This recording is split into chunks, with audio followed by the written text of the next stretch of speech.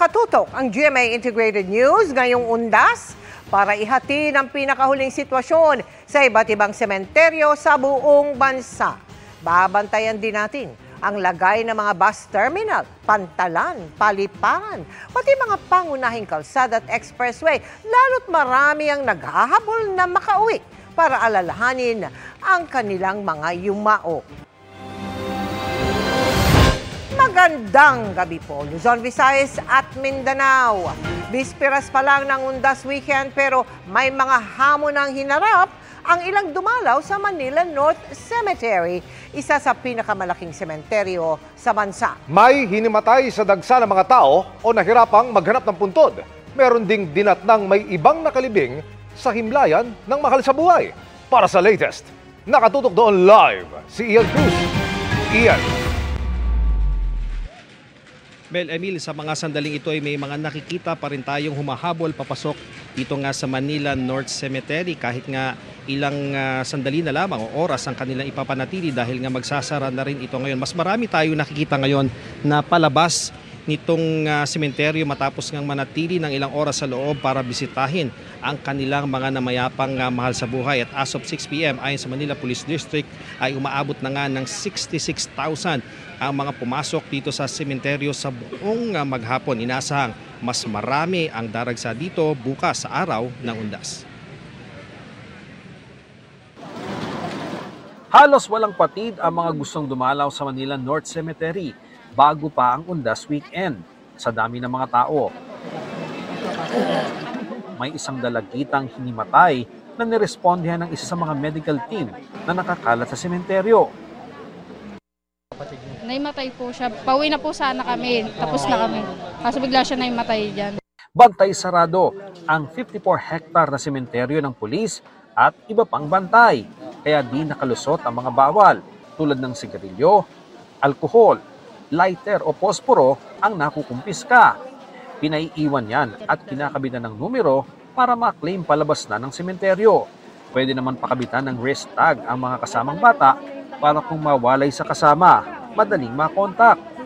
Ipinaghanda rin ng wheelchair ang mga hirap maglakad, gaya ng seniors at person with disabilities o PWDs. Pinilahan din ng libreng electric tricycle papunta sa malalayong puntod. Pero wala nang ganyan bukas dahil sa inaasahang dami ng tao. Tingin ko bukas aabot ng milyon na eh. Baka hindi na bababa sa milyon yan eh. Tatanggalin natin yung libreng sakay.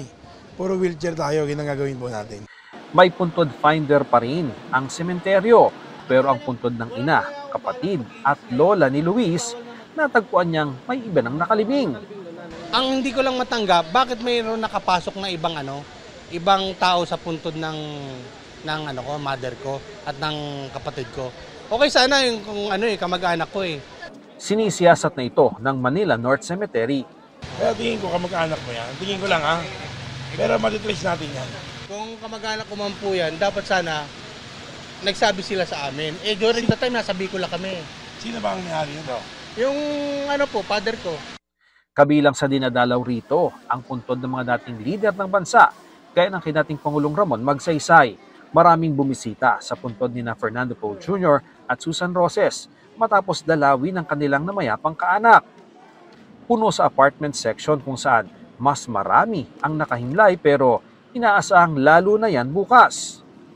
Pinipili ng marami nating kapuso na dumalaw na ngayong bisperas pa lang ng Undas dahil yun nga napakasikip dito sa portion na ito ng apartment type na mga libingan at hindi ka nga makatayo man lamang dito ng todo dahil tatama ka dito sa apakan, doon naman sa ibang level ng apartment type at kaliwat kanan po yung mga punto dito, kaya kapag mismong araw ng Undas talagang napakarami ng dumadaan dito. Gaya ni Rovilyn de Asis na binabalikan ng puntod ng namatay na sanggol na anak tuwing Undas. Mahirap din sir kasi minsan po mayroong daming dumadaan dito, kailangan po namin tumabi muna. May ilan naman na naka-Halloween costume papasok ng sementeryo. Para po yung mga nalulungkot na dumadalaw, mapasaya ko po kahit paano. Emil, 9 p.m. o mahigit 2 oras na lamang ay isasara muna pansamantala itong Manila North Cemetery at bukas naman ay inaasahang mas maaga ulit itong magbubukas alas 5 ng madaling araw para sa inaasahang pagdagsa ng ating mga kababayan dito sa araw ng Undas. Yan muna ang latest mula rito sa Manila North Cemetery. Balik sa iyo, Emil. Maraming salamat, Ian Cruz.